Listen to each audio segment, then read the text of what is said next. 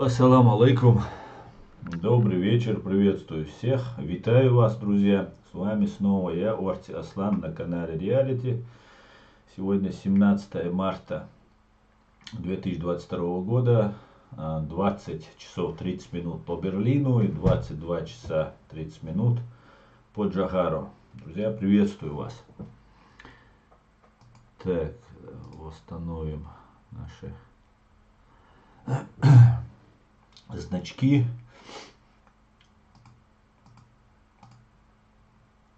Так, друзья, приветствую. Залина, Леди, Хачукаев, Леди, Юрий, Нью Горизонт, Файтер. Всех приветствую. Ва алейкум ассалам, Машдоль, Шедеш. Все будет Ичкерия. Да, мула, все будет Ичкерия. Война в Украине продолжается, и фашисты несут потери, большие потери несут. Об этом я вам расскажу. Покажу кое-какие видео с событиями в Украине. Соответственно, и плохие новости тоже, конечно же, есть. Гибнут мирные люди, гибнут защитники Украины, к большому сожалению. Это война, страшная война, война без правил, которую ведет фашистская Россия, КГБ, ФСБ в лице Путина, Патрушева и других ублюдков, которые решили продлить свои дни, застилая каждый день телами женщин, детей и стариков. Как они это делали на протяжении всей вот этой своей жалкой, подлой жизни, большому сожалению. Так, приветствие. Мистер Икс. Гутен Абанд Аслан. Гутен Абанд. Ури, ассаламу алейкум, ассаламу алейкум, ассалам. Дерборс, Ичкерия сила. Нью Горизонт, думаю, после 22 марта Россия Ахтунг будет. Ариф Валеди, салам алейкум, ассалам. Ну, не знаю, что будет после 22 марта. Российская экономика сейчас в падении. Все это будет продолжаться. Уровень жизни, экономический уровень жизни в России будет снижаться. И Путин будет посылать все новых и новых солдат на эту войну, для того, чтобы убивать бедный украинский народ, который с честью сражается, с достоинством, сражается против этих орков. Так, Леди Машхойорель. Давайте я вам хотел начать свое сегодняшнее видео, свой сегодняшний стрим со всеми нами любимого Арнольда Шварценеггера, который обратился к русскому народу, к российскому народу, к российским солдатам. И давайте я вам покажу это видео.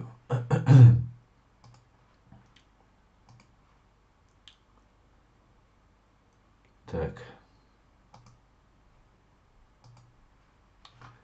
Я буду озвучивать это видео, так как здесь титры, он говорит на английском языке. Я буду озвучивать. And thank you for sharing your time with всем, и me. спасибо за то, что I'm sending this время. message to various different channels to reach my dear Russian каналы, friends чтобы обратиться and к the моим Russian дорогим soldiers российским who serve друзьям in Ukraine. и российским солдатам, которые speaking сейчас to you служат в today Украине. Я обращаюсь к вам because there are сегодня, things that are потому что going в on in мире the world происходят события, that are being которые от kept вас from you. скрывают. Ужасные Terrible события, о things которых that вы you should должны know знать. about.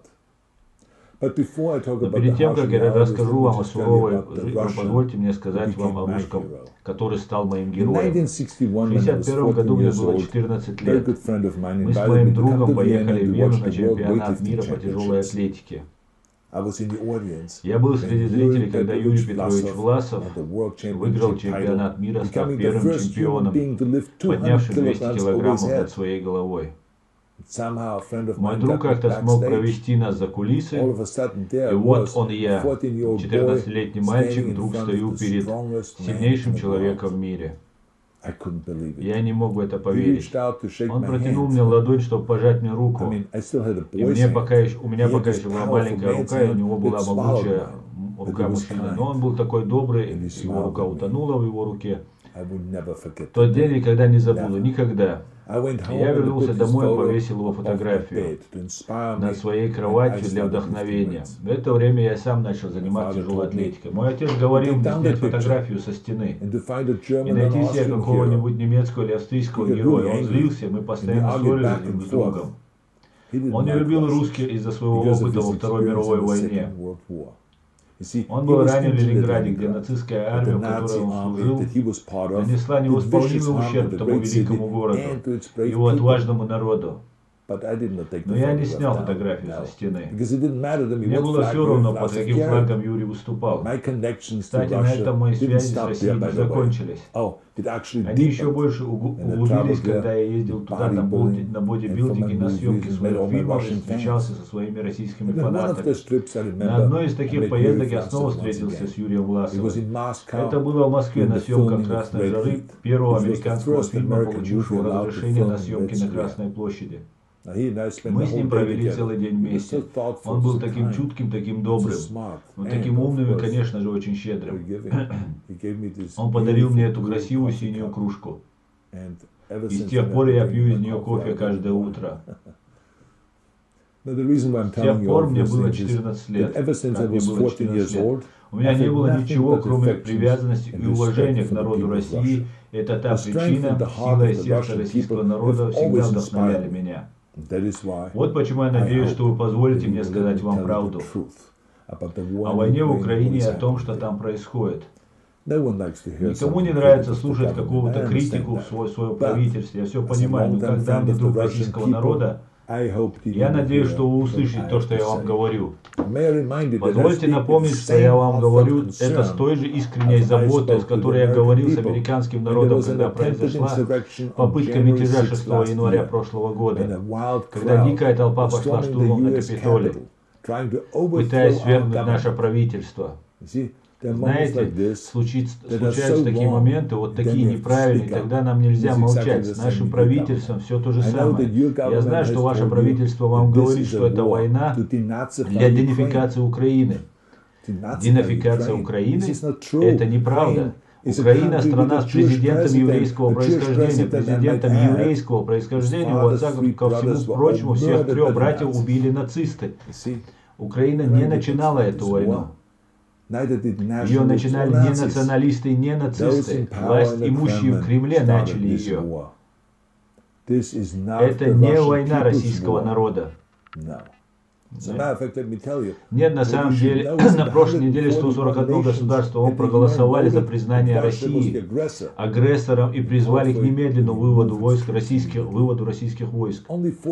Со всего мира только 4 страны проголосовали вместе с Россией. Это факт. Мир отвернулся от России за российские действия в Украине. Целые кварталы разрушены российской артиллерией и бомбами, включая детскую больницу и роддом. Почти 3 миллиона украинских беженцев, в основном женщин, детей и стариков, покинули свою страну. Еще больше людей пытаются уехать. Это гуманитарный кризис. Из-за своей жестокости Россия теперь изолирована от сообщества государств. Кроме того, вам не говорят правду и о последствиях этой войны для самой России. Я с тяжелым сердцем говорю вам, что тысячи российских солдат убиты. Они оказались между украинцами, сражающимися за свою родину, и российским руководством, воюющими ради завоевания. Огромное количество российской боевой техники разрушено или брошено. Российские бомбы, падающие на безвинных гражданских, принесли те разрушения, которые так разгневали мир, что были введены самые сильные глобальные экономические санкции в истории. По обе стороны войны страдают будь те, кто этого не заслуживает. Российское правительство лжет не только своим гражданам, но и своим солдатам. Некоторым солдатам сказали, что они пойдут воевать с нацистами. Некоторым сказали, что украинский народ будет приветствовать их как героев. Некоторым сказали, что они просто поедут на учения. Они даже не знали, что они едут на войну. Некоторым сказали, что они там, чтобы защитить русских в Украине. Все это неправда. Российские солдаты столкнулись с отчаянным сопротивлением украинцев, которые хотят защитить свои семьи и свою страну. Это факт. Когда я смотрю на то, как из руин вытаскивают маленьких деток, мне кажется, что я смотрю документальный фильм про ужасы Второй мировой войны, а не современные новости. Когда мой отец приехал в Ленинград, он был до нельзя накачан ложью своего правительства. Когда он уехал из Ленинграда, он был сломлен физически и морально.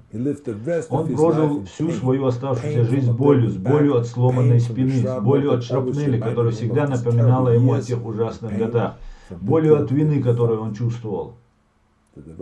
Российские солдаты, которые слушают это сообщение, вы уже знаете большую часть правды, о которой я вам говорю. Вы видели ее своими собственными глазами. Я не хочу, чтобы вы были сломлены, как мой отец.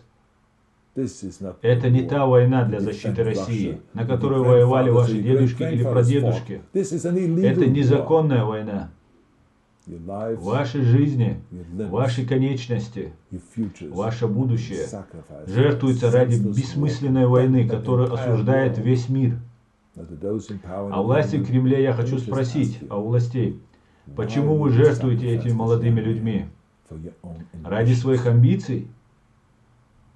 Те солдаты, которые слушают меня сейчас, помните, что у 11 миллионов россиян есть родня в Украине. Каждая ваша пуля летит в чего-то брата или сестру. Каждая бомба, каждый заряд, который падает с неба, падает не на врага, а на школу или на больницу или на чей-то дом. Я знаю, что российский народ не в курсе о том, что сейчас происходит. Я призываю российский народ и российских солдат в Украине понять, что все это пропаганда и дезинформация. Я прошу вас помочь мне распространить правду. Расскажите вашим соотечественникам дома о человеческой катастрофе, которая происходит в Украине. А президенту Путину я скажу: вы начали эту войну. Вы ведете эту войну. Вы можете остановить эту войну. А теперь позвольте мне закончить сообщение россиянам, которые выходили и уходят на улицы против вторжения в Украину. Мир увидел вашу смелость. Мы знаем, что вы страдаете от последствий вашей смелости. Вас задерживают, вас сажают, вас бьют. Вы мои новые герои. У вас сила Юрия Петровича Власова. У вас настоящее сердце России. Дорогие мои российские друзья, да благослови вас Господь. Вот такое обращение от всеми нами любимого и всем известного Арнольда Шварценеггера. Так, давайте я почитаю ваши комментарии и потом перейдем к новостям. Ассаламу алейкум. Так, это было. Арнольд лучший снял бы фильм, как мочит Путлера в сортире. Чечня, не Россия. Обязательно снимет, не волнуйся. Витаю вас, ассаламу алейкум, из Харькова, Михаил Мансуров. Витаю, Михаил. Ва алейкум ассалам, приветствую вас. Держитесь, Харьков. Мы переживаем за вас, мы все молимся за вас. Держитесь. Чечня, так. Всем салам, шалом, витаю. Файтер Израиль. Путин Несри Мац Балиташ, царь и Марсхой. Трубудел Бельч, халбу Путин Несри. Солнце свободы Кавказа поднимается с Украины. Чукаев. Михаил Мансуров. Так, это не мне.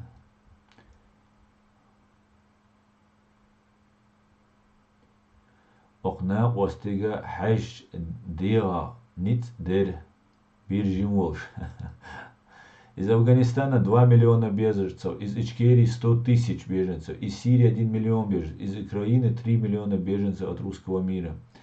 Да, но из Ичкерии больше 100 тысяч, 300 тысяч. Про других я не знаю. Из Афганистана я тоже думаю порядка побольше. Ну и украинцев намного больше. Если исходить из процентного соотношения, это только пока, конечно, 3 миллиона. Это где-то около 7-8% от числа украинцев 3 миллиона.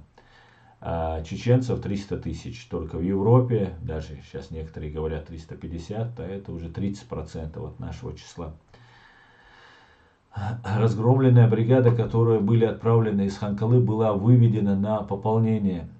Сегодня с новой техникой взамен разбитой новым пушечным мясом вернулись обратно в Украину. Инфо на 100% точная. Дербуарс. Вопрос, где ваш мэр Кличко? Мэр Кличко на месте в Киеве. Нужно следить за новостями. Он стоит на защите своей страны.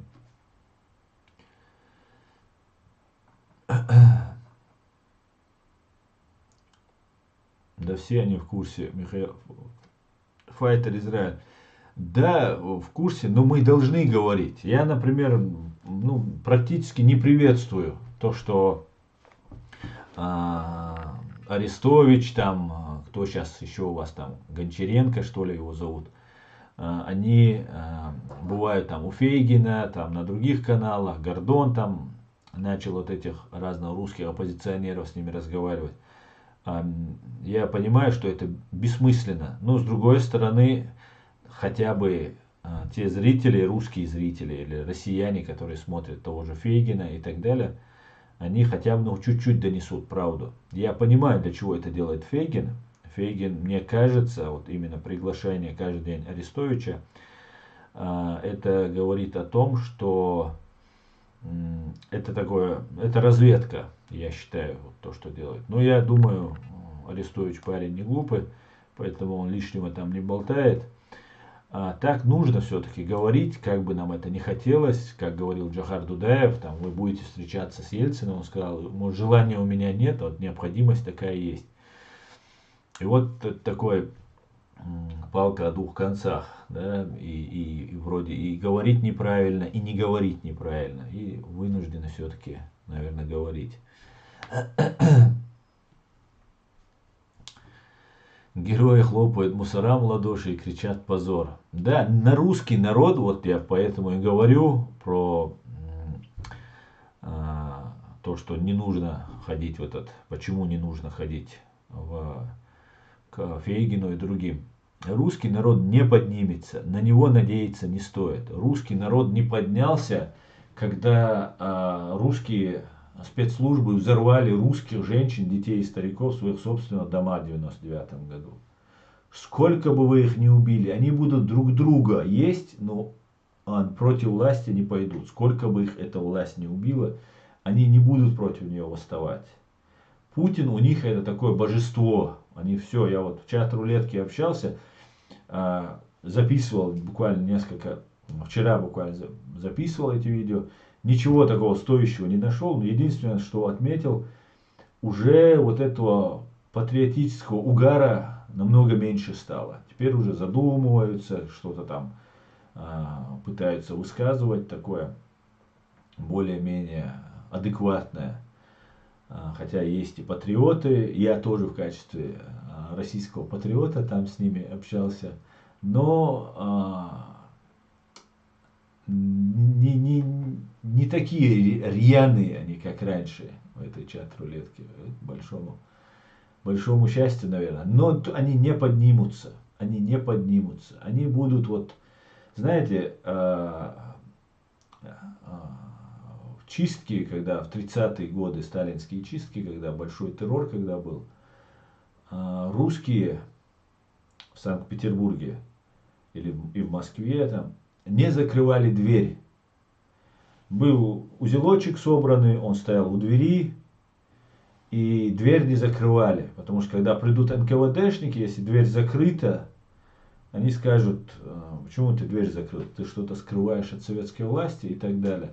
А узелочек сразу, если забирают, чтобы с этим узелочком сразу пойти к себе на зону. откуда в принципе не возвращались. Да? Чаще всего их расстреливали, но некоторым давали там по 10, 20, 25 лет, откуда они не возвращались. И этим можно просто все объяснить. Они идут на смерть, как загипнотизированные зайчики. Вот такая вот ситуация. Поэтому на русских рассчитывать вообще не стоит. Вообще. Чем их больше бьют, чем их больше унижают, им это нравится. Вот мы не можем так с ними поступать. Не можем. И вот их власть, сами же русские могут над русскими такое творить. А вот мы не можем. Поэтому, мне кажется, бесполезно рассчитывать на них. Их просто нужно оставить в покое. И пускай себе живут своей жизнью. Так, братья украинцы, Чечня и чеченский народ весь с вами. Мы болеем за вас и сопереживаем вашему горю, ибо мы дважды пережили этот геноцид. Да, совершенно верно. Ботов жесткий бан. Так, бесполезно слова для бесполезного народа. Но он просил распространить, я поддержал его. Коктейль Молотов. Просто мир устал. Теперь выходки Путлера. Сейчас Европа будет вкладывать бабки в зеленую энергетику. Газ американский. Россия распадется, иншаллах, при нашей жизни. Коктейль Молотов сообщает. Саха Лаптева. Или же Сакса Лаптева. Ассаламу алейкум, Асан. Скажите, пожалуйста, свое мнение по поводу Крыма. Ва алейкум ассалам. Что вы имеете в виду? Вы имеете в виду по поводу оккупированного фашистами Крыма? Вот, вроде я все сказал. Так, ассаламу алейкум всем. Ва алейкум салам. Да я реалити. Так, ночи аух. Ночи ау за Ичкерию. Кадыровцы предатели чеченского народа. Они регулярная армия России. Да, абсолютно верно. И неправильно, да, называть их чеченцами. Это самые настоящие россиянцы, которые как буряты, дагестанцы и все остальные. Но нужно понимать, какой ценой мы стали россиянами. Какой ценой, какую цену мы заплатили. Поэтому к нам должна быть, наоборот, скидка. К нам должны относиться с пониманием. И тех, которых сейчас Россия посылает туда, Путин посылает, кадыровцы там и так далее, это люди, которые нас убивают. И ни в коем случае нельзя нас с ними сравнивать. Ни в коем случае. Это те же лугандонцы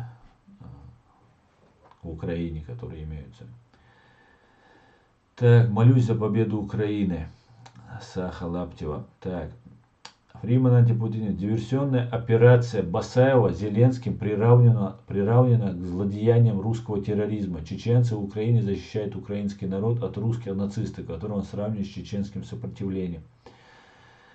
Знаете, друзья, мы, чеченцы,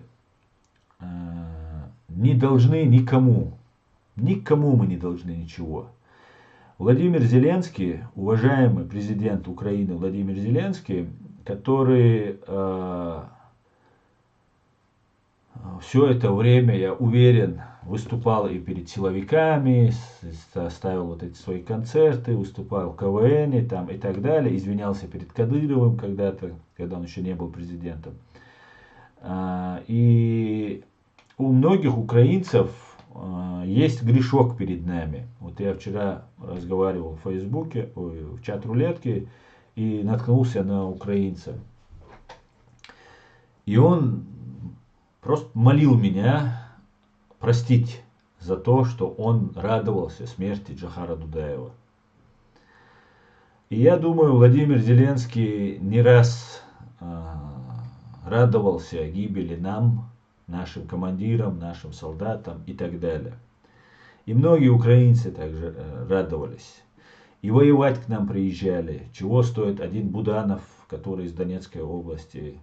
Были летчики, об этом есть видео, где об этом говорят наши солдаты, что с Киева летчики.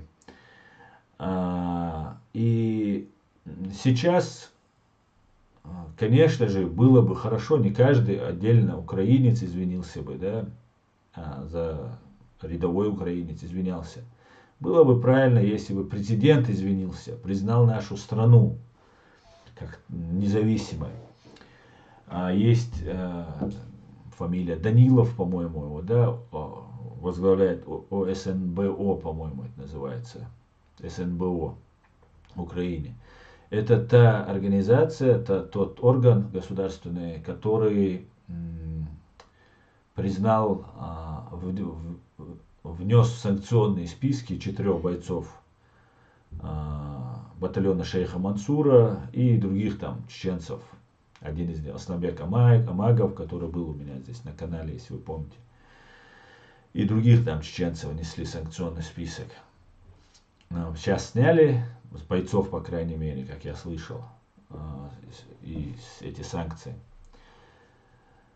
И этот Данилов говорит, что Ичкерия будет независимой и так далее, скоро будет развиваться флаг и так далее. Приятно слышать, конечно, бесспорно приятно слышать. Но хотелось бы увидеть действия. Хотелось бы увидеть действия, а не слова. Ведь вы же тоже просите сейчас, и оружие просите, и помощь у мира просите. И правильно делаете, я полностью вас поддерживаю и буду поддерживать, да, потому что есть украинцы, которые и раскаялись, и никогда не были против нас, и сражались за нас, с нами, и погибали, и в честь их назывались улицы в наших городах, пока они не были оккупированы. А как только они деоккупируются, мы снова будем называть их, эти имена, вернем название этих улиц, их фамилии этим улицам. Поэтому сравнивать Басаева, ну, не знаю, грузины тоже пытаются, да, задеть, что-то сказать, что Басаев там это был, Басаев то делал. Чеченцы, я об этом много раз говорил, не стоило ехать в войну в Абхазию, когда была война в Абхазии, ехать туда. Но чеченцы ехали против президента КГБшника Шеварднадзе, помочь маленькому народу абхазскому, который боролся за свободу. Но потом оказалось, как обычно, русские развели, и КГБшники между собой просто там что-то делили и мутили. Но нас в этом попрекать, там несколько десятков человек туда поехало, и нас этим всю жизнь попрекать, или там, это неправильно. И там тем же Басаевым, да, мы же не всегда, не каждый раз каждому грузину говорим про Сталина, про Гвишиани и многих, и в этих войнах людей с грузинскими фамилиями, которые воевали против нас, да, вот, и там командующие, там разные командиры и так далее, и так далее. А про гибнюков грузинских, которых очень много со времен со Сталина, они потомственные гибнюки, говорить не надо. Сожженные 800 человек, 780 человек в Хайбахе, откуда я родом, да, с горы Нашха, с наших земель, где загнали женщин, детей, стариков, и под командованием грузина Гвишиани устроен был просто геноцид людей. И это только один населенный пункт, который стал достоянием гласности, и люди узнали об этом. А так было очень много убито таким способом людей. Таким, другим топили, сжигали, убивали, все, что могли делали. Поэтому мы, чеченцы, ни перед кем не виноваты, никому ничего не должны. Но мы понимаем, что люди не все понимают, что люди пребывают в плену пропаганды, в плену своих каких-то там ментальных таких взглядов. Но теперь, когда люди начинают все-таки слышать, да, сегодня мы услышали, что Джо Байден, президент США, сказал, что Путин военный преступник. Я об этом говорю уже 20 лет. Везде и всюду. Да, даже когда я работал в Москве, жил в Москве, я об этом говорил. что Путин террорист, что Россия фашистская страна. Наконец-то люди начали говорить. И если они за нами не поспевают, мы их тоже не должны винить. Значит, такова судьба. Сейчас не все поспевают за украинцами. Потому что теперь украинцы увидели, Харьков русский город. Русский город они сравнивают с землей. О чем вообще еще говорить? О каких русских они заботятся? О кого они жалеют? Никого они не жалеют. Нету у них ни жалости, ни сострадания. Их задача сохранить власть и сохранить те деньги, которые они наворовали. Слава Богу, теперь они их лишаются. У них все это тает. Как каждый день, да, как после солнышка тает льдинка, сосулька, свисающего с крыши. Вот так же тают их доходы. В первую очередь, конечно, пострадают самые мало обеспеченные слои населения в России. Но такова судьба. И эта война, это противостояние, она на годы, друзья. Вероятно, на годы. Хотелось бы, чтобы это был сценарий, как в Югославии. Но победить они Украину не смогут. Там уже тысячи и тысячи добровольцев со всего мира приехало в Украину. Помощь сегодня, опять же, Байден сказал, что 800 миллионов долларов еще помощи. Зенитные установки. Ну просто разные другие орудия, которые нужны. Стрелковое оружие, гранатометы. Это все будет нескончаемым потоком посылаться в Украину. Они не могут захватить и удерживать ни один город. Ни один город. Они ничего не смогут сделать теперь. Вся Украина начинает полыхать. Чем больше они убивают украинцев, тем больше украинцев уходят сражаться. Уже мстить за своих родственников. Те, кто даже близко к политике не был, даже не подходил к этой политике и считал, что русские его братья. Харьков русский, самый настоящий русский город. Я вот смотрю вчера видео, и парень идет, снимает улицу, разрушенную улицу, и говорит, мы же вас принимали как своих здесь, всегда вам были рады. А теперь, он говорит, и мы вас ненавидим, не будем вас принимать больше никогда. Вот что делает эта война. А установить тот режим, который установили в маленькой Чечне, которой на карте не видно. В Чечне они не смогут. Во-первых, Украина большая. Во-вторых, у нее много границ. Не с Россией. В-третьих, та помощь, которая оказывается, она неимоверно огромна просто. А если есть помощь, если есть в воздухе разведка американская, ну много что есть, да, всех вещей ты не расскажешь и не вспомнишь. Невозможно победить эту страну, невозможно. Просто это просто убийство. Убийство ради убийства сейчас совершает Путин, Патрушев и другие ублюдки. И украинцам нужно, конечно же, уважительно относиться. Я, например, в первых минут еще, когда только ДНР, ЛНР они признали, сказал, что я готов, давайте, я готов встать в ряды. Если вы признаете, хотя я с 14 года, 8 лет уже являюсь и так украинцем и стою на страже Украины, как могу, где могу, и словом, и делом, ну, не признают. Не признают. И я, несмотря на это, хоть и Зеленский мне не ответил, хотя я знаю, они смотрят, они видят, что я говорю. Но ничего страшного, ничего страшного. Всему свое время. Поэтому Зеленскому сравнивать с Басаевым, конечно же, не стоит. Басаев сражался так, как никому и не снилось. Был очень мужественным, отважным человеком. Потерял ногу, имел много ранений. Продолжал сражаться. И на этом пути погиб. Ну ладно, давайте дальше. Хачукаю, клянусь Аллахом, после молитвы делаю дуа за Украину, за их воинов, женщин, детей и стариков. Так, Адуда Лютук. Чеченцы, так, это не мне.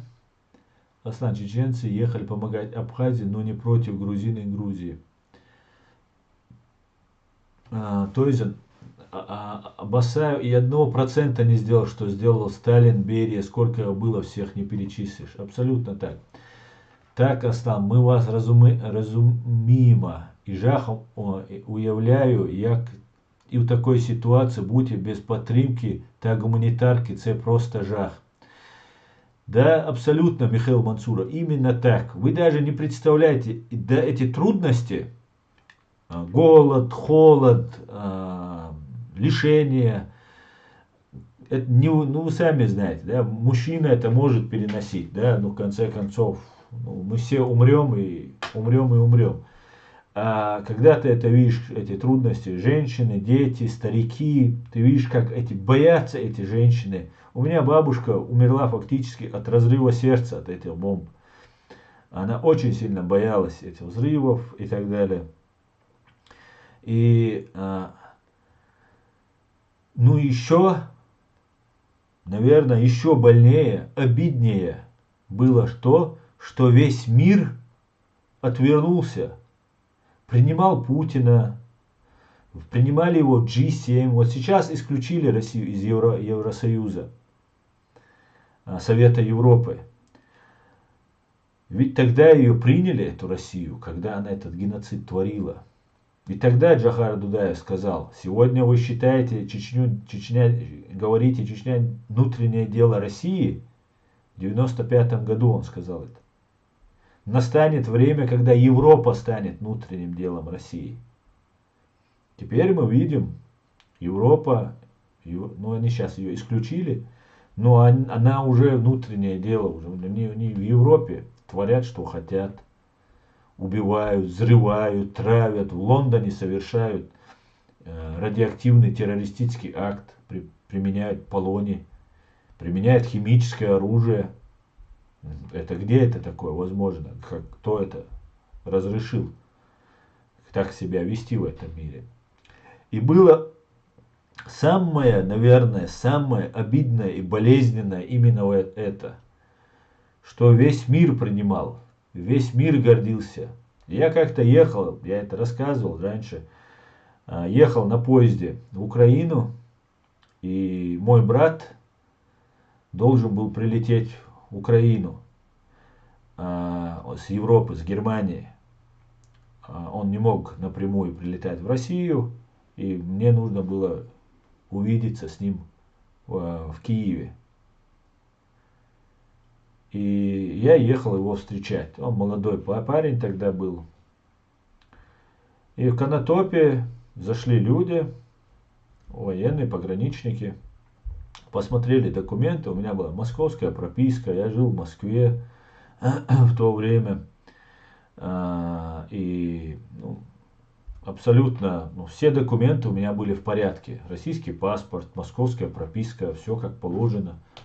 Мне говорят: выходите. Я говорю: на каком основании, почему вы меня вытаскиваете? Ну вот вы чеченец. Я спускаюсь с вагона, ухожу в Конотопе. И там девчонка стоит, наверное, лет 16-18, чеченка. Вот весь состав уезжает, поезд, а мы стоим вот с этими пограничниками. Она плачет, ее в Москве посадили, да, на поезд родственники, а в Киеве должна встретить мама. Тут ее посередине снимают с поезда. Заводят нас с этой девочкой, сажают в какой-то актовый зал и нас там держат. Я пытаюсь узнать, в чем дело. Они начинают меня допрашивать, куда ты едешь, кому ты едешь, для чего ты едешь. Ну и так далее, и так далее. Очень долго мы разговаривали. Нет, говорит, а у меня обратный билет. Я купил до Киева и сразу обратный билет. Я знал, что они дергают там на поезде. И сразу купил обратный билет, чтобы показать, что смотрите, у меня есть обратный билет. И нет, мы не можем вас пропустить. Вот так боролись с нами. Я не боевик никакой, не террорист, никакой не убийца хотя, наверное, мне следовало бы им быть. Ну вот, меня сняли. Мне еле удалось уговорить, там, дозвониться до родственников этой девочки и уговорить, чтобы ее дальше отправили. Ее хотя бы не возвращали обратно. И мне пограничники говорят в Конотопе: вот у тебя билет, вот этот час билет, сейчас обратно поезд поедет, мы его покажем, и ты на него, на этот поезд, сейчас ты поедешь. Я весь день просидел у них там в этой комнате, девочку они разрешили, дозвонились до матери, до тети в Киеве и отправили ее. А мне не разрешили. И потом мне говорят: вот давай свой билет, и мы тебя посадим. Я его порвал быстро, зажигалкой поджег, и от него пепел. Я сказал: давайте за ваш счет я поеду. За свой счет спасибо, не надо. Вот такое было отношение. Но это так, это ерунда, что меня весь день продержали. И это было не в первый раз, и после этого меня также держали. Ну тогда взятку вымогали. Выдавали наших бойцов. Тех, кто лечился, кто прятался, кто там пытался спасти свою жизнь, выдавали на смерть.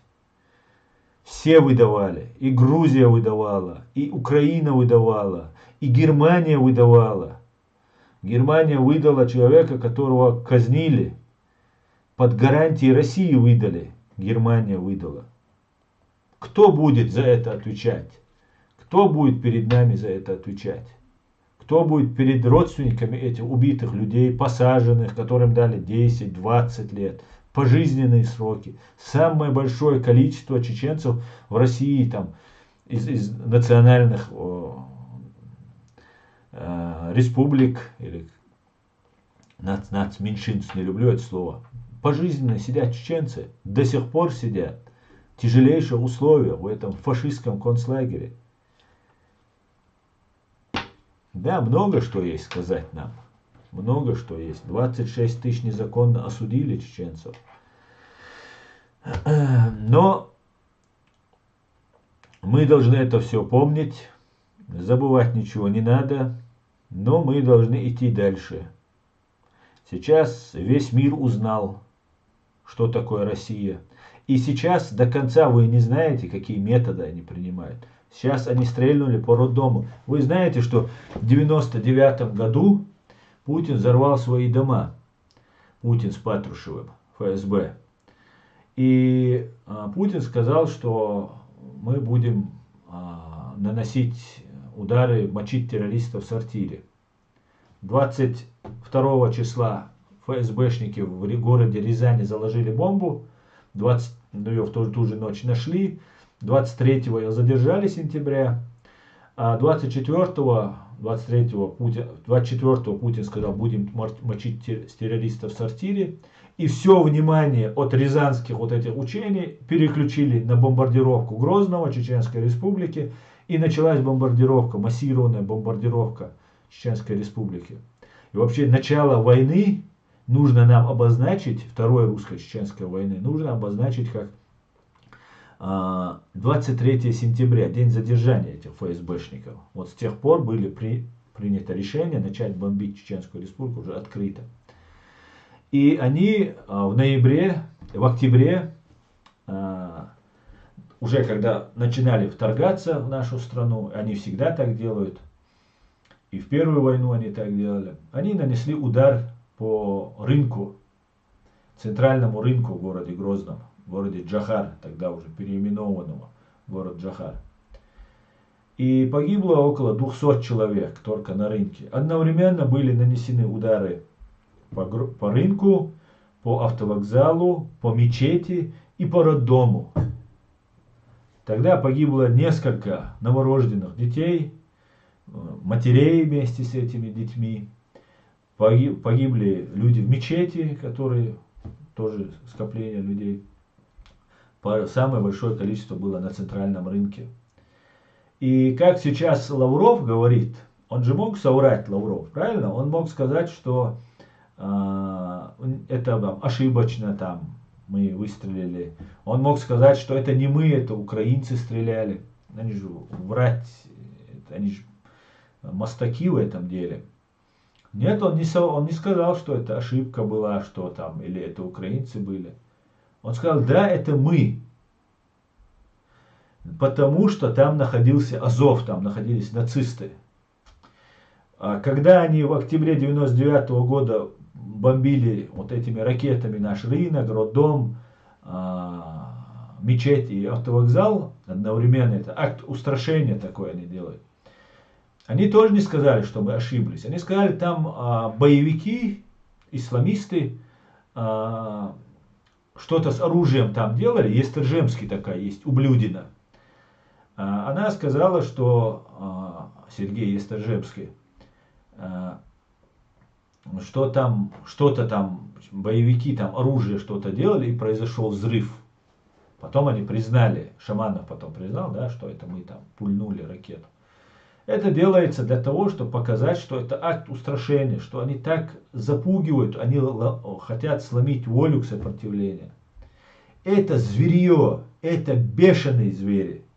Украинцев, чеченцев, грузин, им никого не жалко, им своих людей не жалко. Вот сейчас я смотрел пару дней назад, по Донецку шандарахнула ракета. Тоже 20 человек убитыми, там дети есть погибшие. Ужас, короче говоря. Я сразу понял, что туда не стреляли украинцы. Но нет смысла украинцам стрелять по ним, когда на их территории, по мирным, то есть. Одно дело, если украинцы стрельнули бы в какую-нибудь Государственную Думу или в какую-нибудь воинскую часть. Это я бы понял бы. Но когда на их территории находится много вражеских войск, нет смысла стрелять по мирному городу. Вообще украинцы в этом и не замечены. И дай бог не будут замечены, что они уничтожают мирное население. То есть совершают военные преступления. Я сразу понял, что это сами русские стрельнули. Но нужно показать картинку. Я это смотрел у этой Скобеевой, у Соловьевой и так далее. Показать картинку, что вот укронацисты бьют по мирному населению. И вот сейчас, сегодня я это уже выясняю, что должен был какой-то призыв донецкий, чтобы нет войне, какой-то там митинг хотели собрать, там люди начали там какую-то суету наводить против этой войны. И они бьют по этим людям ракетой. Это звери, это бешеные звери. Мы это говорим очень давно, много раз об этом говорили. Каждый свой стрим я об этом говорю. Мы все об этом. 95-го года, с 94-го года об этом говорит Джохар Дудаев. Все наши лидеры говорили. В последнее время, правда, сейчас молчат, но мы пережили геноцид, и некоторые продались. Посчитали, что Запад нас продал, предал, весь мир отвернулся. Ну и остались те немногие люди, которые, в принципе, уже, они никогда и не были у этого, они вокруг войны там находились, вот такие люди остались в основном. Конечно, есть реальные бойцы, которых разыскивают и убивают, если их находят.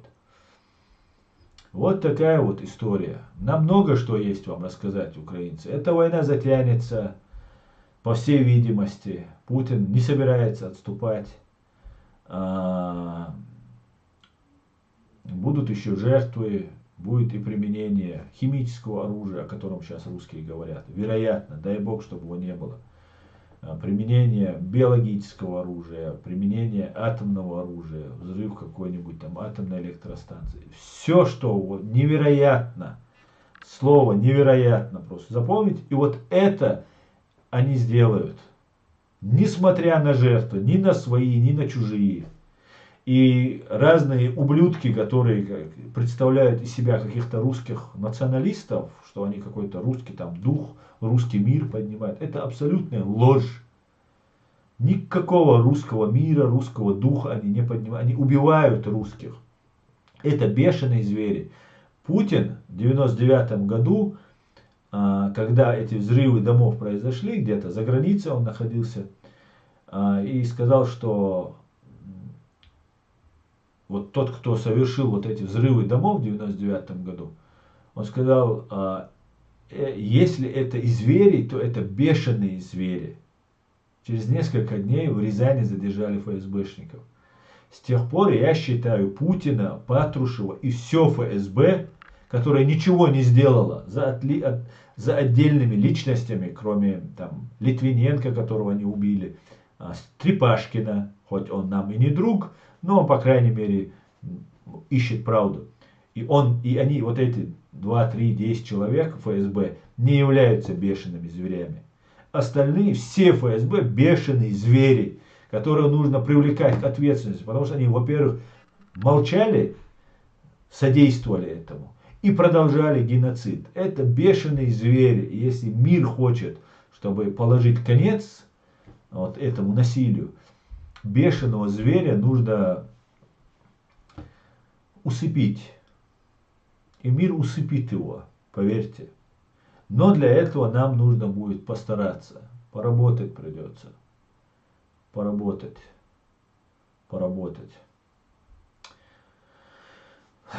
Ладно, давайте почитаю ваш комментарий, потом перейду к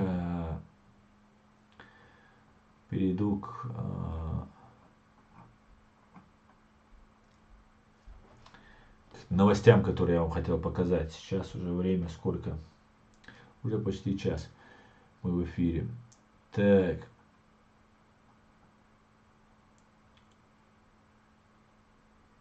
Руслан Исаев, тогда почему воюете за интересы этих стран? Мы воюем за свои интересы.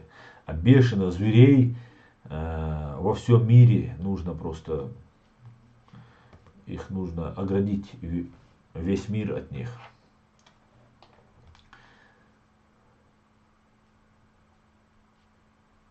Дейрборд, точно, меня тоже в топе сняли, менты с поезда. Это был 2004 год. Ну, вот такое, тогда же, это, мне кажется, было, я сейчас не помню точно. Америка давала Рашке гуманитарку, когда Рашка уничтожала Чечню. Было дело. Киев бомбят, а русские магазины за сахар дерутся, целые передачи делают. Абсолютно, это нету, вот этого понимания нету этих людей, понимаете, что их страна убивает кого-то, что это зло они кому-то приносят. Сейчас в Украине это еще только цветочки, при том, что сейчас происходит. То, что они делали в Чечне, это был ужас, это был ад, что они делали. Концлагеря, которые они там, все мужчины пропускались через эти концлагеря. Вы сейчас удивляетесь, почему чеченцы там не возмущаются, не проходят. Чеченцы перемололи просто, вот через жернова вот эти все пропустили. Но тогда еще кто-то говорил, мы сопротивлялись, мы как-то оказывали сопротивление этим фашистам. А посмотрите, что было в Сирии. Просто Идлиб, посмотрите, что было. Алеппо, что они сделали. Это животные, самые настоящие бешеные животные. Животные это нормальная вещь, собаки, кошки. Это бешеные, которые ничего не соображают. Зверье самое настоящее, бесовщина, сатанисты самые настоящие. И это не преувеличение, мы об этом много уже говорим, доказываем. Но нам не верят. Не верят, пока вот на их голову не начинают бомбы падать, не верят. Да, они в костюмах, говорят правильные слова, ведь Путин до сих пор голос даже не повышает, там рассказывает какие-то вещи, доказывает. Даже говорит, наши солдаты будут стоять сзади, а женщины впереди. И нормально все, для русского это нормально. Сахар подорожал, вот это проблема. А то, что там они Идлиб стерли с лица земли, женщин, детей, больницы, роддома уничтожали. Ну, подумаешь, учатся, они же тренировались там. Сейчас в Украине тренируются. До этого в Грузии тренировались. Это все нужно понять. Нам нужно четко понять, что ничего общего с этой фашистской страной не должно быть. И дело не в русских, опять же. И не нужно вот выделять русских. Фашист, да. Дурак, если ты в этой пропаганде попробовать убедить, не убеждается, да, тогда фашист. При всем уважении к украинскому народу у меня нет доверия. Так, и сами, да, я это не буду зачитывать, потому что пока Зеленский, при всем уважении, делает свою работу очень хорошо. И мы должны все поддержать Зеленского, все поддержать власть. Это очень важно у этого. Как бы про Басаева он сказал, мне это лично очень неприятно. Очень-очень мне неприятно. Мне неприятно, что они в санкционный список наших бойцов заносят. Ну а что делать? Сейчас мы должны все поддержать и Зеленского, и всю власть Украины. Только так, только так. Сейчас Зеленский у них номер один цель уничтожить. Фриман, антипутинец. Пока в Украине во власти будут любители или прихвостни русского мира, руководство этой страны не признает Ичкерию. С одной стороны это так, с другой стороны, а признать, а дальше что? Кого признавать? Тут все уже русские поработали как следует. Аслан, как не было это горькая обидно, но мы, чеченцы, одни в этом бренном мире. Исаак Шмулевич. Да, Исаак, именно так. Именно так. Но жизнь не заканчивается. История тем хороша, что она бесконечна. И мы должны заново восстановить наше доброе имя. Теперь то, что говорил Джохар, цитируется в Украине, во всем мире цитируется. Вон Франческо Бенедетти, итальянец, молодой пацан был, когда он полюбил Джохара Дудаева, читал его, смотрел, поддерживал. И во всем мире есть. И что бы ни говорили, мы должны свое государство восстановить. Мы должны восстановить свою государственность. Мы должны привлечь преступников к ответственности, назвать их имена. Мы должны предателей среди нас зачистить, чтобы этих предателей не было. Было бы хорошо в Украине тоже своих предателей давным-давно зачистили бы. Но я думаю, сейчас будет немножко по-другому. Военное время, как говорится. Хотя военное время уже 8 лет в Украине.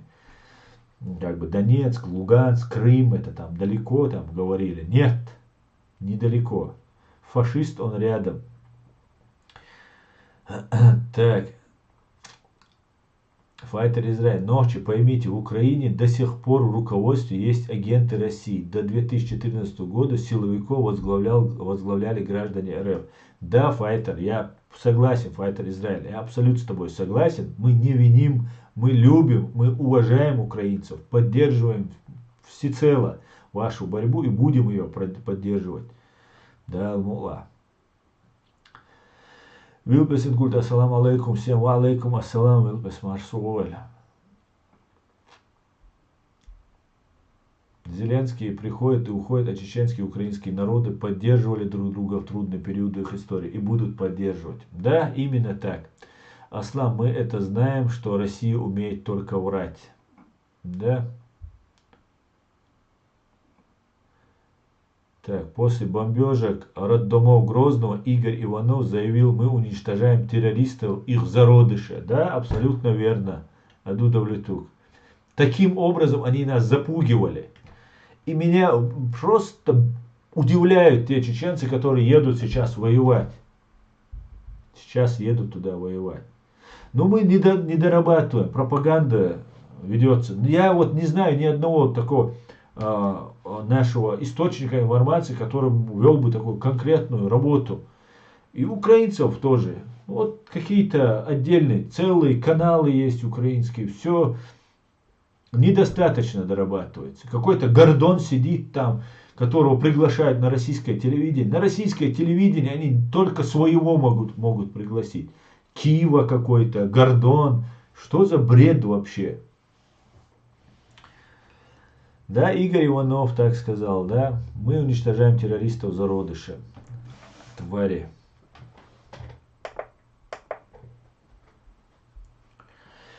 Так. Ну, давайте сейчас перейдем, наверное, тогда к новостям. Расскажу вам немножко.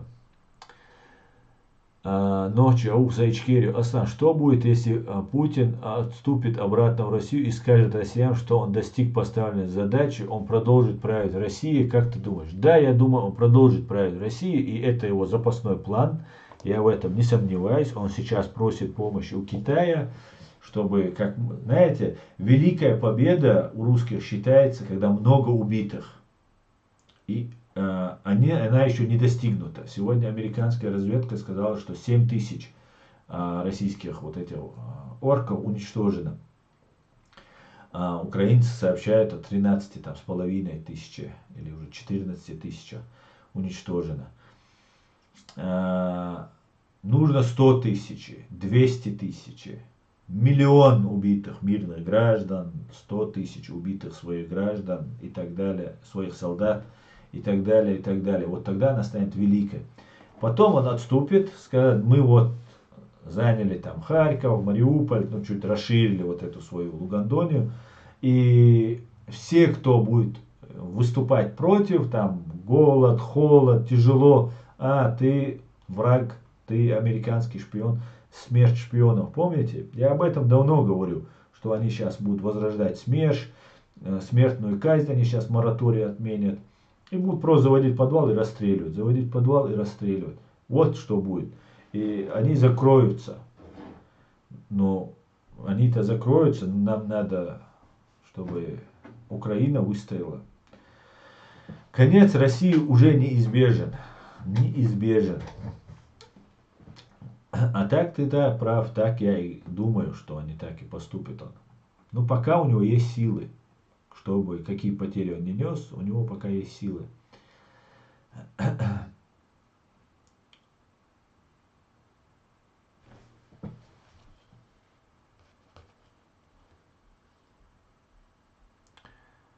Так. Россия не только империя зла, но империя лжи. Да, абсолютной лжи. Они никогда не скажут правду, если есть возможность просто соврать, вот хоть малейшее. В Казахстане менты задержали чеченского участника сопротивления и требовали с него 20 тысяч долларов. Грозились выдать русским. Пришлось собрать деньги, чтобы не выдали. Фриман антипутинизм. Да. Секрет Трумпель. 14 тысяч урусов улетело в Джаханам. 14 еще пока недостаточно.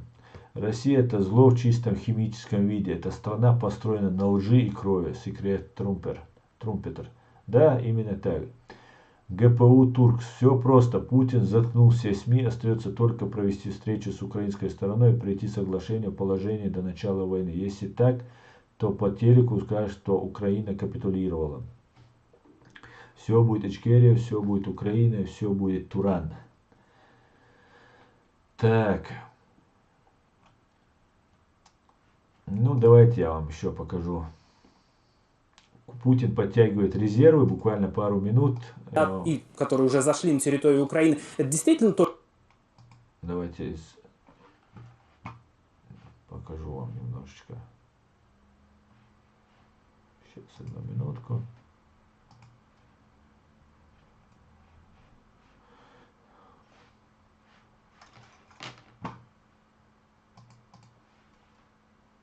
Руслан Левиев, основатель расследовательской группы Conflict Intelligence Team, сейчас с нами на прямой связи. Руслан, здравствуйте. Здравствуйте.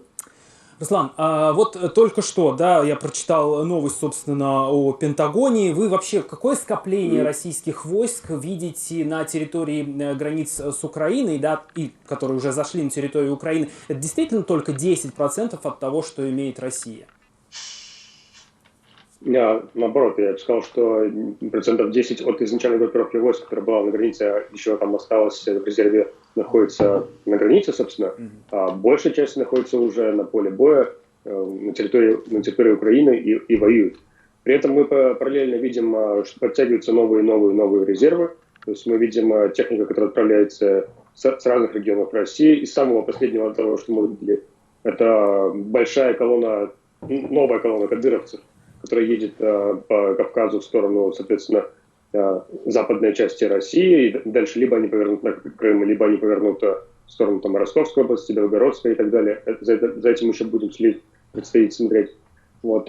Плюс мы видим те новости, которые поступали, что якобы будут нанимать или призывать сирийских, скажем так, волонтеров, скорее солдат, для участия в боях на Украине. Сначала мы тоже подумали, что это просто блеф, пиар.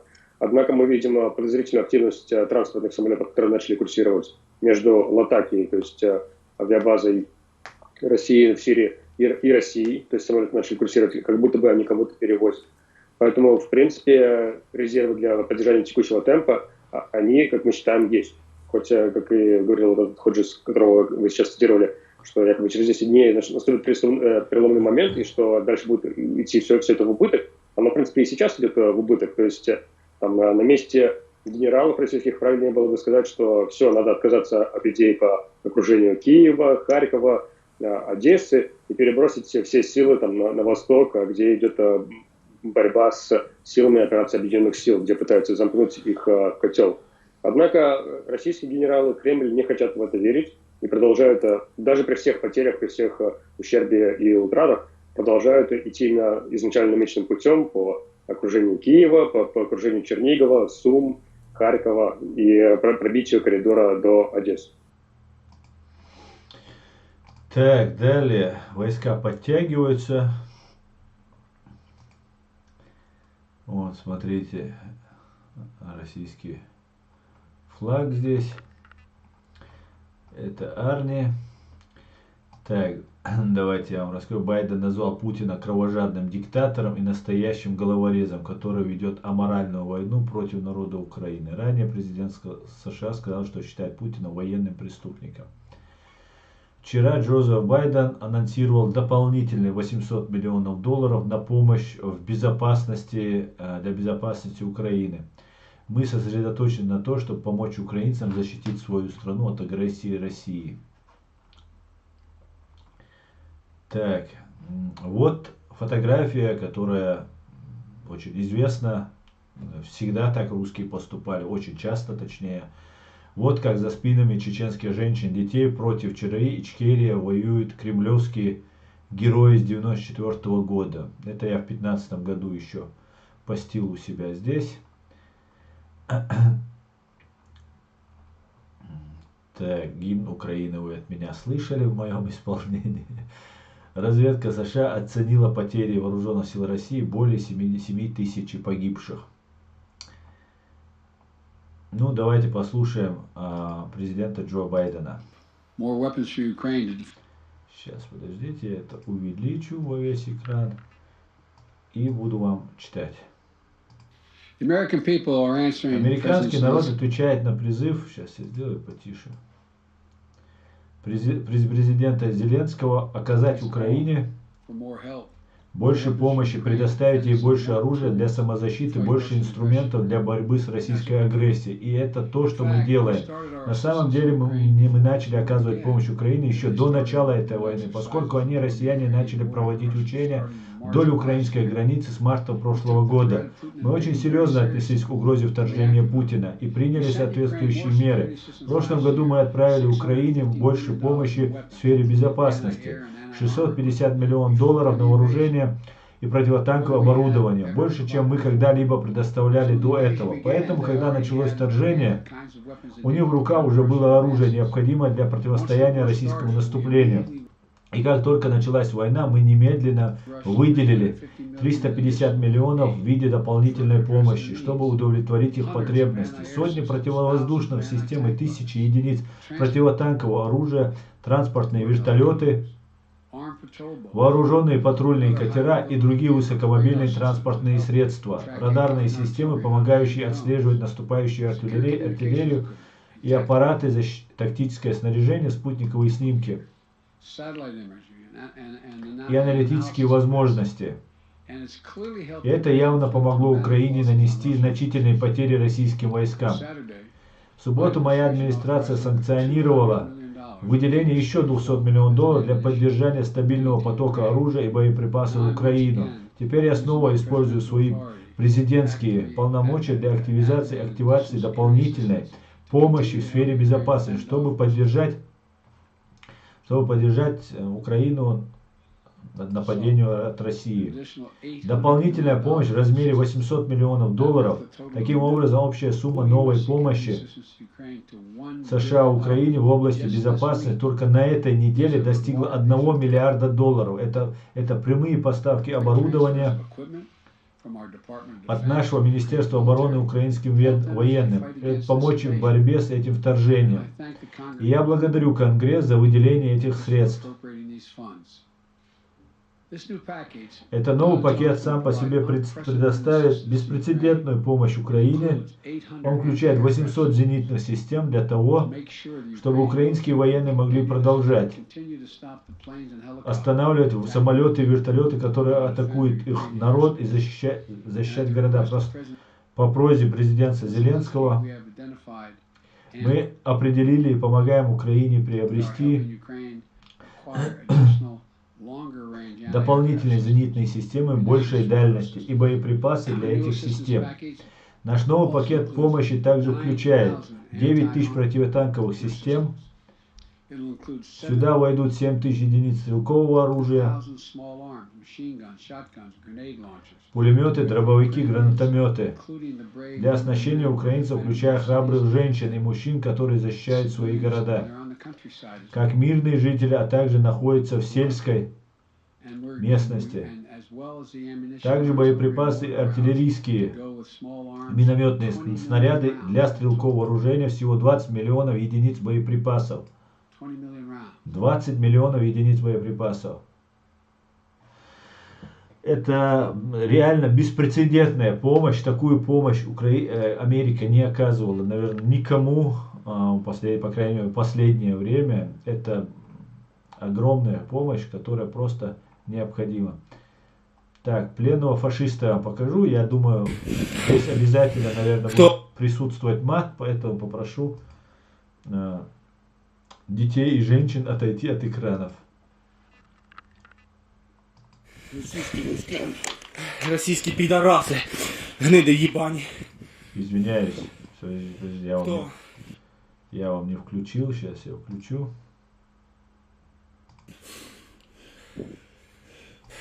Пропуск. Где военный, блядь? Все, сука. Фамилия. Фамилия. Парамошкин.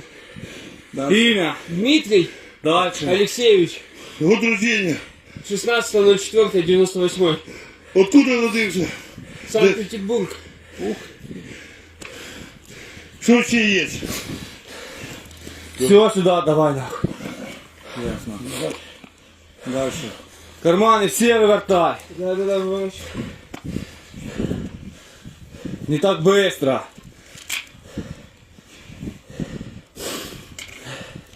Телефон где твой? Нету. Забрали все. Курточку-то снимай. Кто забрал? Командир. Как твоего командира звать? Как командира звать? Капитан Денисов. Еще раз. Капитан Денисов. Вы здесь вчера были? А? Вчера здесь были? Нет. А где были? 4 дня назад здесь были. Пидорасы. Цепочку золотую. Цепочка золотая есть? Нет. Это полузолото. Похую. Забирайте.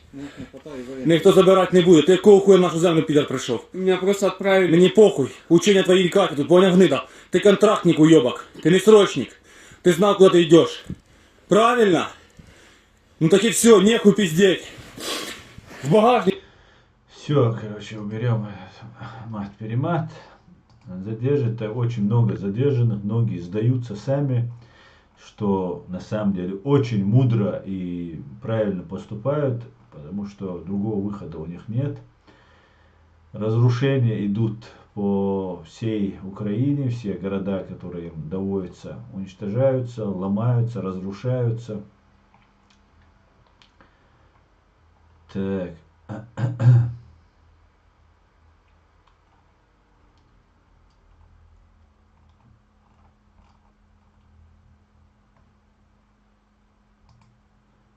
Так, друзья, вот еще одно. Мы еще даже не начинали воевать. Это так, чтобы вы понимали настрой украинцев и их дух. Короче, в общем, все просто, дуже просто. Мы еще даже не начинали воевать, я имею в виду украинцев. Мы только разогрелись. У нас желающих воевать больше, чем, собственно говоря, наша армия в состоянии вместить. Поэтому всем, кто хочет прийти и сделать нам каку, советуем хорошо подумать. Тех, у кого нету мозгов, так как это у москалей сейчас, да, и у Путина, добро пожаловать в Украину. Ну только давайте уже так, по-человечески, прихватывайте сразу с собой пакеты, потому что у нас с ними дефицит. Мы не хотим вас убивать, но нам придется это делать. И причем каждый из нас делать будет это с удовольствием. За наших женщин, за наших детей, за наши города, за наше государство. Слава Украине! Вот такая вот ситуация сейчас в Украине. Так.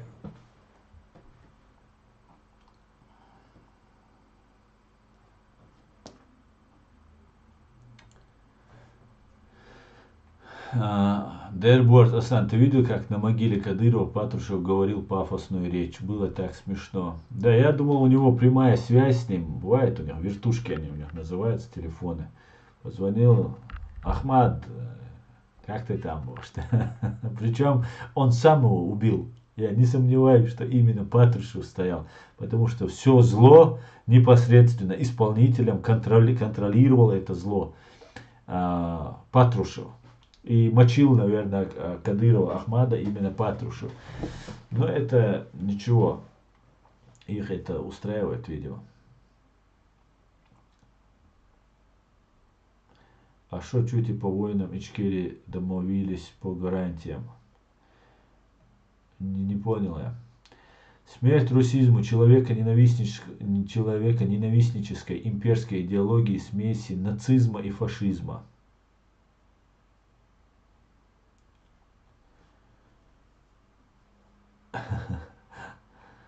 Так, Аслан, Навальный так и остался исламофобом и русским имперским шовинистом? Или он изменился, стал либералом? Ничего не изменился. Для того, чтобы человек изменился, мы это должны увидеть, да? Но ничего мы этого не видели. Он борется за власть, он хочет Крым не бутерброд, грузины, грузуны, чеченцы у него там тараканы и мухи. Ничего, никогда не извинялся. Нет, это фашист. Вот эта пропаганда, которую нам будет 10 лет там ее втирать, она не должна нас сбить с толку. Ничего не меняется. Это тот же фашист самый настоящий. Извинится он, да, другой разговор. А не извинится, ну, гуляет он тогда, Вася. А если он извинится, ну, подумаем мы еще прощать. Это же не значит, что человек извиняется, мы должны прощать. Это уже в нашей воле, прощать или нет. А у него уже аргумент появляется, я же извинился. А у него пока этого аргумента нет.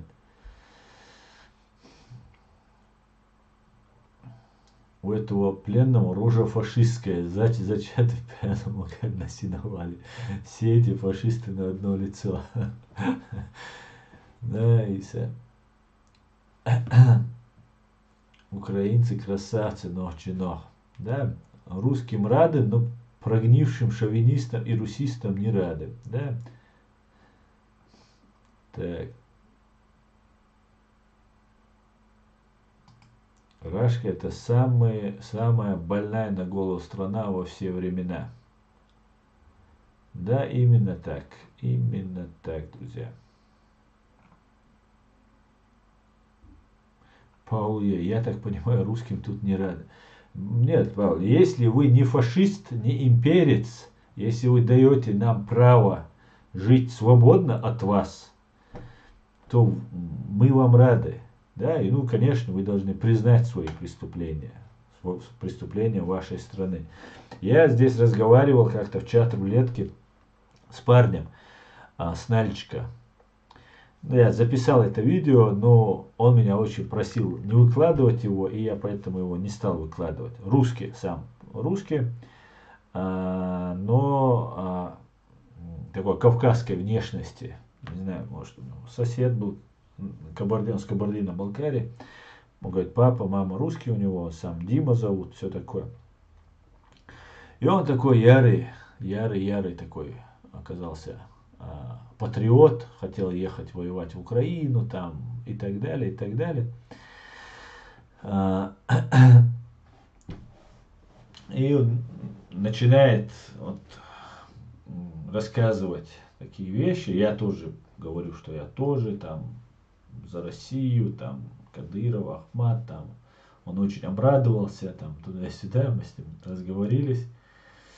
Ну и потом я ему раскрылся, я ему показал то, что... И сразу разговор по-другому пошел. Ну, сперва мы чуть поругались, потом он узнал, что я записываю, испугался и начал просить. Ну, я сожалею, у меня папа онкология, умирает, мне очень все плохо, там, и так далее, и так далее. Я что хочу сказать? Если вы нам не даете права жить так, как мы хотим жить, если вы завоевываете наши земли ценой непонятных, невероятных потерь вот этих своих бешеных солдат, то почему вы считаете, что мы должны как-то с пониманием относиться? Почему, если кадыровцы, которых вы убили 300 тысяч с нашего народа, и в том числе наших русских, наших граждан, и если эти кадыровцы переходят на вашу сторону, и они не переживают за то, что сделали с их народом, почему вы их за людей считаете? Как это вообще возможно? Вы же должны понимать, что это предатели, что это ничтожество. Я не говорю про оболваненных на протяжении 20 лет, а я тех, кто был среди вас, теперь среди нас, потом стал среди вас и убивает. Нужно покаяться. Много придется русским каяться. Конец русской эры наступил. Все, друзья. Но дело не в русском, этническом русском, да, как сейчас это сложилась такая нация, ее не было, не существовало, не было никакой русской нации. Это много разных национальностей. Ну, конец ей уже настал, этой русской нации. И русские должны это осознать, если они не хотят полностью исчезнуть, и попросить прощения по христианской традиции, встать на колени, попросить прощения, выдать всех своих преступников нам, или самим их судить, или выдать международный суд Гааги. А так, я типа не за них, я, например, не за кадыровцев. И вот я сижу и занимаюсь, днем и ночью рассказываю, украинцам объясняю, во всем мире объясняю, всем доказываю, разъясняю. И я скажу вам, это небезопасно для моих родственников, которые дома находятся, для тех, которые здесь даже находятся. Но я это делаю, хотя моей вины нет. Кадыровцы, они не отдельный какой народ или чеченский народ, который кому-то горе приносит. Кадыровцы это часть русских. Они русские для меня, по большей части. Хотя есть среди них обманутые, зазомбированные и так далее, и так далее. Ну и у них не было другого выбора, кроме как пойти. Хотя выбор есть всегда, но уже все изменилось. Люди же так не сильно вникают, как, например, я во все это. Пытаюсь разобраться во всем этом. Вот такие вот дела. Так. Я думаю, на этом наш стрим можно. Сейчас я еще почитаю ваши комментарии и заканчивать стрим. Кстати, я вам не рассказал, сколько убитых и уничтоженных подбитой техники и так далее. Сейчас я вам это все покажу, и тогда можно будет. Так, потери русских фашистов в русско-украинской войне. Около 14 тысяч людей убитых и раненых, по всей, я понимаю. 444 танка, 1435 боевых бронированных машин, 201 артиллерийская система и 72 РСЗВ,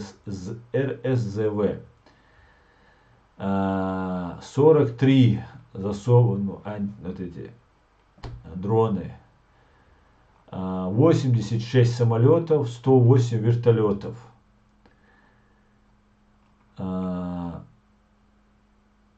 811 БПЛА тактичного уровня, 864 автомобильной техники и 60 цистерн. Вот, дизель, чтобы возить, ну, там, для топлива. 3 корабля-катера, 10 специальной техники. Вот такие вот потери на сегодняшний день, но на 17 марта 2022 года. Так, Асан, что думаешь про Хусейн Саид Магомадова? Я не знаю, кто это такой. Кто это такой? Асан, тут Гебульник Надежда пишет. Что за Надежда? Прежней нацистской Украины не будет. Будет нейтральное и лояльное государство. Да. Вот Агна отвечает: Надежда, сходи поцелуй пятки царю, не занимай свое время зря. Да, это тролли или дебилы полные, это фашисты. Какие нацисты в Украине? Бумеранг вам прилетел с Донбасса, они будут вашу судьбу решать. Надюша, как же ты ошибаешься? Бумеранг прилетел вам за все страдания, за все вот эти века страдания. Вам прилетел. Знаете, что было? Вы устраивали геноцид кавказских народов. Вы убивали другие народы. И когда у вас там в 17 году случилась революция, царь был изгнан, и с новой силой страшные потери были в Первой мировой войне, потом пришли эти красные, они начали раскулачивать всех тех, кто вот эти зло приносил людям, их уничтожать. Потом в 30-е годы и 20-е годы, потом 30-е годы убивали людей. И потом Бог все видит, Он есть, и Он наказывает вот этих всех ублюдков. Он наказывает не те жертвы, да, не руками жертв, а еще худшими, чем они сами на них Бог насылает. Потом наслал вот эти НКВДшников, которые уничтожали свой же народ. Потом началась Вторая мировая война, и колоссальные потери понесли фашисты. Русские фашисты понесли колоссальные потери в этой войне, хотя понесли тогда очень много людей. И все равно вы продолжали убивать. Все равно. Поэтому России не должно существовать в том виде, в котором она есть, в имперском виде. ФСБ должна быть люстрирована и признана террористической, бандитской организацией. И это произойдет. Этот процесс пошел. И вы можете убивать нас всех, но от этого вы уже не отвертитесь. Настает время, когда придется платить по счетам. Да, мула. На этом наш стрим я заканчиваю. Остался декадыровцы, есть у которых семьи в заложниках. Да, это так. Весь чеченский народ находится в заложниках. Это так. Это так.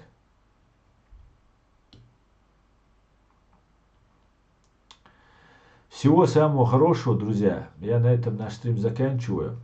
Я буду уходить почаще. Буду каждый день постараюсь уходить. Я буду теперь все время. Я что-то пишу, разговариваю, чат рулетки. И я призываю всем этим заниматься. Распространяйте наши ролики.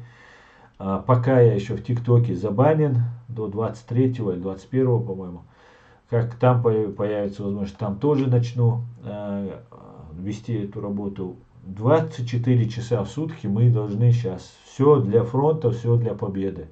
Мы должны поддержать Украину, как мы можем, финансово, экономически, информационно, как мы можем. Все делаем максимально. Спасибо, Аслан и чат. Все будет Украина и Ичкерия, говорит Файтер Израиль. Все будет Ичкерия, Украина. Все, всего самого хорошего. Спасибо, что смотрите. Победа будет за нами. Всего самого хорошего. До свидания, друзья.